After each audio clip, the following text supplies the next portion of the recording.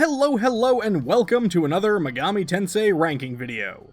Today I'm following up on my video from a few months ago, where I gave my 100% completely subjective, based on my own thoughts and personal opinions views on all the new demons from Shin Megami Tensei 5 Vengeance. Except for the ones that I deemed as spoilery, which I'll be looking at today, so naturally, major spoilers for the game and for the rest of this video, and just to be safe, just consider this your SMT5 spoiler warning all around and watch at your own risk. Alright, with that out of the way, if you like what I do, please consider commenting, subscribing, maybe even checking out the Patreon, it helps a lot, and let's get started. And that means starting things off with Yoko Hiromine. No, not her normal human self, although I do really like this design. As the Chaos Heroine of Vengeance, she has her own Panagia self, much like Tao did, and honestly, yeah, I love this. I'm a huge fan of the use of color. Doi is usually really good about that. The black works really well with this shade of green. I love how her hairstyle helps frame her face. It looks great, and even her unique attack, Primordial Chaos, looks fantastic. I really like this character, I'm a huge fan of her design, and it all works really well for her story arc. I do think the, round, frame, circular, mirror, headdress, whatever this thing is supposed to be, is a little bit goofy and unnecessary, but that's not enough for me to mark it down too much. Honestly, this is an S tier for me. I absolutely adored this. We are starting things strong.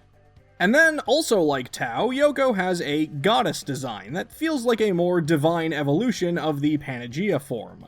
However, also like Tao, she doesn't really do anything in this form. It basically only exists in cutscenes. You never get her as a playable unit or fight her in a boss battle or anything, which is a little disappointing. I really hoped Vengeance was going to do more with this form for Tao and, by extension, Yoko. I mean, it looks fine, I really don't have anything bad to say about it. Again, the colors are great here, and it works both as a solid design for Yoko and as a nice counter to Tao's design. Basically, as I did with Tao way back when, I'm gonna give Goddess Yoko one rank lower than Panagia Yoko, so this is just gonna be an A tier. Next up is Tiamat, the giant multi-headed dragon goddess that the Kadishtu tried oh so hard to revive, and I guess succeeded because here she is. Now, I want to be clear, I think Doi did a nice job on this one. She is an imposing figure, and the design captures a nice blend of elegance with a monstrousness that I appreciated. I like that she has the human-like legs that almost appear to be riding or straddling the larger draconian body. However, I'm gonna say this, while Tiamat looks great in cutscenes, I did find her lacking as a proper antagonist. She felt more like a general force rather than an actual character. I'd probably rank her higher if she'd actually done more, but she's not even like the final boss or anything. The scene where she's introduced is great, but everything after that has such little fanfare going for her that she didn't really stand out to me as much as I think she could have. Still, I do like her well enough, so I'll stick with a B. And that brings us to Tehom, and you know what? When I sat down to record this audio, I was thinking I'd give Tehom a D, maybe a C if I was feeling super generous, but honestly, I'm looking at this thing right now. No, I genuinely hate this. Tehom is such a waste of potential. It's not the final boss on the Law route, and unlike Mastema on the Chaos path, it was not set up in an interesting or narratively impactful way. You never see or even acknowledge it on the Chaos path. It just feels like such a nothing figure. Which I guess is fitting, since it's supposed to represent a literal void of nothingness. But this design is just, oh my god, I don't like it.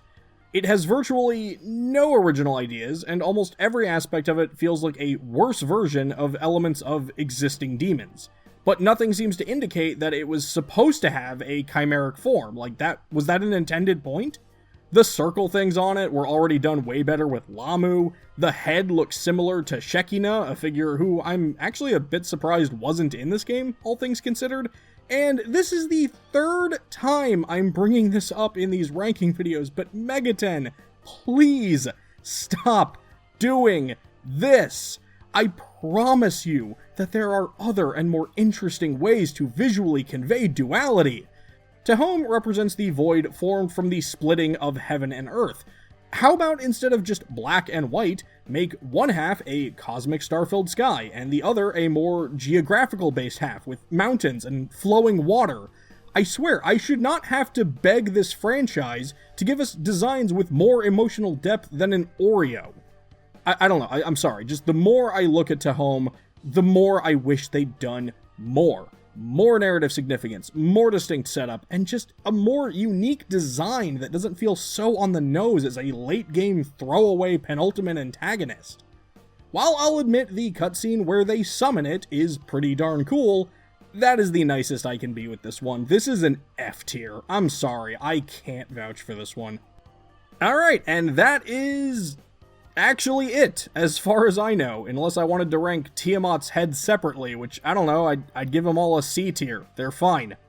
So, I'm gonna confess, I had not finished Wengeance at the time of making the first video on this game, so I kinda thought there would be more to talk about when I got to the spoilery demons. I mean, heck, Yoko was 50% of this list. So, I'm gonna do something a bit different with the rest of this video. I'm now going to look at some figures that, simply put, I think should have been in Wengeance, and I'm confused at best and mildly annoyed at worst that they're not.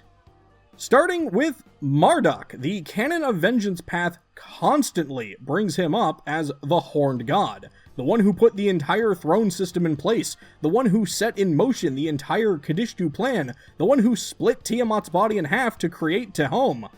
I understand that in the context of the plot, he's long dead, but with the constant cycles and everything going on, I feel like they could have worked him into the story somehow.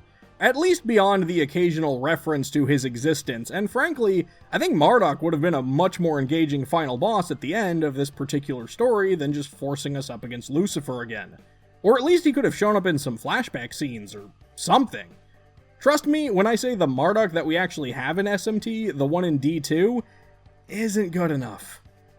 Okay, so this next one is going to require a little bit of explaining, and I'm aware this is arguably a petty and very personal complaint to me, but like... Okay, look, I love the new Nahobeeho, or Nahobeeho as I call him, but I hate how he comes to be.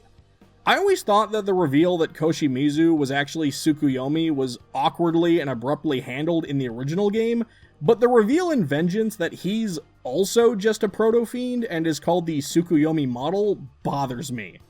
Like, seriously, I want to know who at Bethel decided that proto-fiends modeled after Susanoo are called the Aogami model, but those modeled after Tsukuyomi are just called the Tsukuyomi model. Was it you, Dr. Shoichi Nita, and all the work you've done on proto-fiends? I honestly hope it was, because you're dead now. I guess what I'm trying to get at with this incredibly long-winded rant is, I wish instead of having Miyazu reveal that he was also just a proto-fiend the entire time and fuse with the protagonist to make the new Nahobeeho, they'd kept him as Tsukuyomi and introduced an experimental proto-fiend called the Murasakigami model or something. I honestly thought they were building up to that when they showed off new scenes of Aogami in the lab, but whatever, I was wrong. I just think it could have been cool. Murasakigami, that's all I'm saying. Sean Crisden, though, you did a fantastic job. Honestly, he is still one of my favorite performances in the entire game. And hey, while I'm talking about the new Nahobeeho, where the heck was, Nahobeeho? That could have been a fun New Game Plus unlock. Definitely would have added another S tier to this list. I can guarantee that. I don't really know what else to say about this one. I just think there should have been a purple version Nahobeeho. That would have been fun. And while I'm still kind of on the subject of Tsukuyomi, I think it's such a shame that we still don't have any signs of Amaterasu in these games. It just feels so strange to me that she wasn't in the original game or this one. Like, Wengeance felt like a chance to do more on that front, but they didn't. Despite Susanoo, Amaterasu, and Tsukuyomi being part of such an important trio in Japanese mythology, it seems so rare for all three to be in a Megaten game together, and rarer still for all three to have any meaningful role or interactions with each other. It just would have been kinda nice, I think. A few months ago, I talked about how I was hoping that Bethel Japan would have a larger role in Wengeance, but it really feels like they had even less of a presence in the canon of the Wengeance path, which was kind of a letdown. And finally, this one hurts, but look, I just want Pharaoh Miyazu. It always felt like her subplot with Konsu in the original SMT5 ended one quest too early, and it really seemed like they were actually going to do something more interesting with her character since the canon of Vengeance worked her relationship with Konsu more into the main plot. I'm not really sure what they would or could have done with it, but I still would have liked to have seen something more with her to turn her into a playable unit and give her a distinct form. Not necessarily a Nahobeeho, Panagia, or Goitsujin, but something unique to her. Miyazu is basically the only main human character in this game who never gets any sort of alternate form or transformation, and I think that's a huge waste of potential, doubly so in Vengeance. Alright, and there you have it. Sort of a two-topic video today, huh? Ranking the spoilery demons of SMT5 Vengeance, and discussing some figures that I think should have been in the game.